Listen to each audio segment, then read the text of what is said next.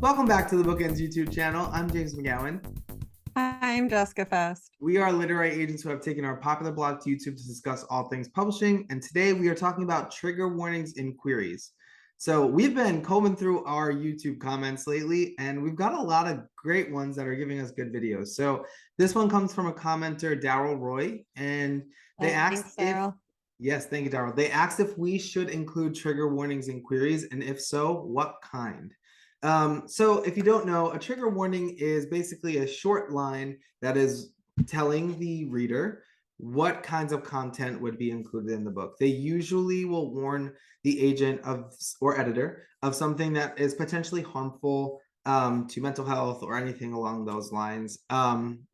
So they've been becoming more common lately, and I think there's always, especially when it comes to a query letter, I think people are always worried that if they include something, they shouldn't be including it and they're going to get in trouble for it. So I get the hesitation to just add something into the query letter, but we think that they are a kindness, and if you feel like you should warn the agent or editor of something potentially harmful, then you should absolutely do so.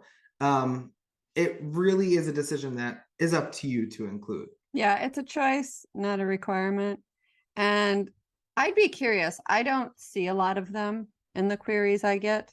I can't think of a trigger warning Really? yet this Even all year. the mysteries and stuff, you don't see a lot? No, and that's what I was going to say. I wonder if it happens more in the kidlit world than it does in the adult world, because definitely with all the mysteries and thrillers I do, certainly I can tell by the query that there's a lot of potential trigger warnings in the book, but I don't get people. I honestly can probably count on one hand the number of times I've had people say potential trigger warning or something I like feel that. like I get them pretty frequently, so that's funny. Well, we should say that some trigger warnings that you might see most commonly will include things like offensive language, hate speech, self-harm, severe mental illness, suicidal ideation, or violence, or particularly sexual violence. I think Yeah. those are probably the most common that I'll see. You know what I also have seen now that you're saying this, I think, and this is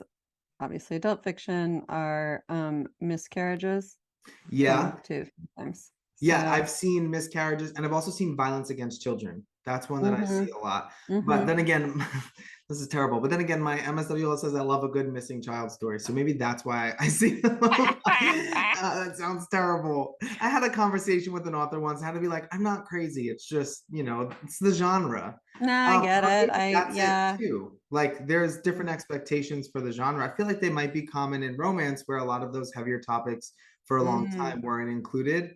Women's Um, fiction is a big one. yeah, Women's fiction, a lot of these kinds of things come up. yeah. So I guess what we're trying to say is it's never unwelcome to include these. If No. there's something that you think could be potentially harmful, it is a kindness to include. The way that you think you can do what we think you can do it is at the bottom of the query, maybe after your last paragraph, you can just put trigger warnings and then list them. I think that'll be, or if you think it should come before your query letter, if your query letter can be potentially triggering, you can put it at Mhm. the very top. So Yeah. you can make that decision based on what your query letter includes. But it's definitely because you're the one that has read your book and you know your book most intimately. I think it's an important decision that you have to make based on the content that's in your book. Yeah. One thing I would say um, to this point is that a lot of times agents will say, I know, like at the top of their inquiry manager, at the top of their form, or even on the website, that they are not interested in books and they will list based on certain trigger warnings. Like they're not interested in books that have incest, for example, or they're not interested in books with hate speech, let's say.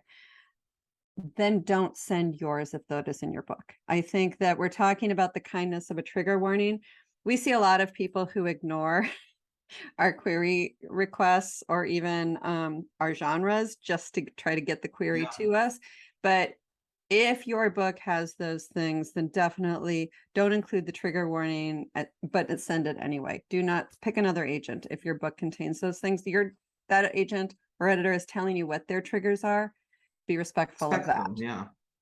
So Yeah. And you know, just a point in general, respect someone's wish list and the genres that they're open to in general. Like, Yeah. don't send something that's not a fit for them just to get a query out there. Yeah. But particularly when it comes down to somebody who's very vocal about their reading boundaries. Yeah, and a good rule of thumb is if you're thinking maybe I should include a trigger warning, then just do it. Yeah, yeah, it's Let's do it. the easiest way to just be careful, right? Yeah. And be proactive. So Yeah. we hope this was helpful. Again, you can put it at the top of your query or the bottom of a query. You make the decision based on what's in your query. Don't stress it. If you think they should be there, just get them in there. It's fine. Nobody is ever going to be mad at a trigger warning. No. And if they No. are, probably not someone you want to work with anyway. No, probably I'll not. just say that. So Great question. yes, thank you, Daryl. Thank you for leaving your comments. If anybody else has any questions that they want us to answer, put them in the comments. We're trying to do more of them. We will get to them eventually. We have a very long list. In the meantime, don't forget to like and subscribe, and we'll see you back here next week. Bye.